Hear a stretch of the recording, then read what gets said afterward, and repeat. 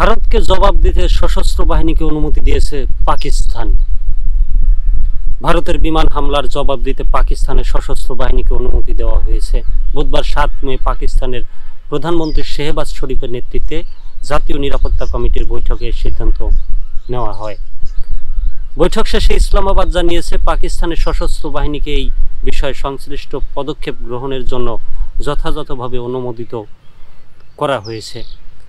জিও টিভির প্রতিবেদন অনুসারে জাতীয় নিরাপত্তা কমিটির বৈঠকে পাকিস্তানে ভারতের হামলাকে অপ্রীতিকর যুদ্ধের কর্মকাণ্ড এবং সার্বভৌমত্বের প্রকাশ্য লঙ্ঘন হিসেবে বর্ণনা করা হয়েছে।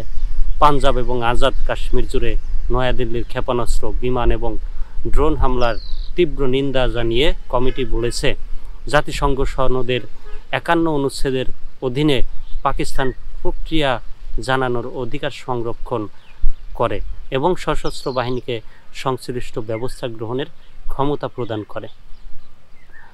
পাকিস্তানি ভূখণ্ডে 5টি ভারতীয় যুদ্ধবিমান এবং ড্রোন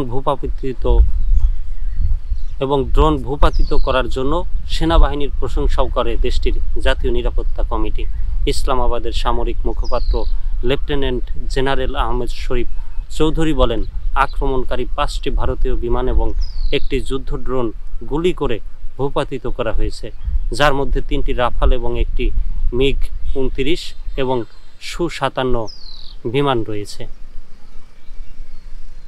কমিটি বলেছে, মসজিদ এবং বাড়িঘর সহ বেসামরিক এলাকাগুলোকে ইচ্ছাকৃতভাবে লক্ষ্যবস্তু করে ভারতের চালানো অভিযানে নিরীহ পুরুষ, মহিলা এবং শিশু নিহত হয়েছে, যা আন্তর্জাতিক আইনের স্পষ্ট লঙ্ঘন।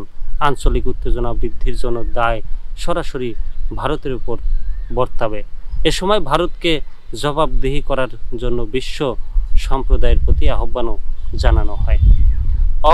অপরদিকে পাকিস্তানের পররাষ্ট্র মন্ত্রণালয় জানিয়েছে, অপ্রস্তুতিহীন ভারতীয় হামলার বিরুদ্ধে পাকিস্তানের তীব্র প্রতিবাদ গ্রহণের জন্য চার্জ ডি অ্যাফেয়ার্সকে তলব করা হয়েছে। জসিমউদ্দিন কমেন্ট করেছেন, গুড। দীপ সরকার কমেন্ট করেছেন, ভারত পৃথিবীর বুকে খুবই দুর্বল একটি দেশ।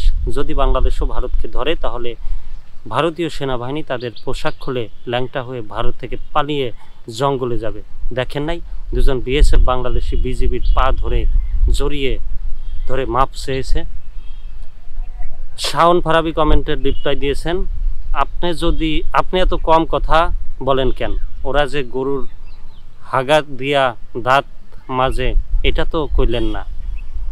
দীপ সরকার আবার লিখেছেন, ভারতীয়রা গোমূত্রের শরবত এবং গোবর দিয়ে তৈরি চপ খায়। পৃথিবীর সবচেয়ে ঘৃণ্য নিকৃষ্ট জাতি হালারপুতদের।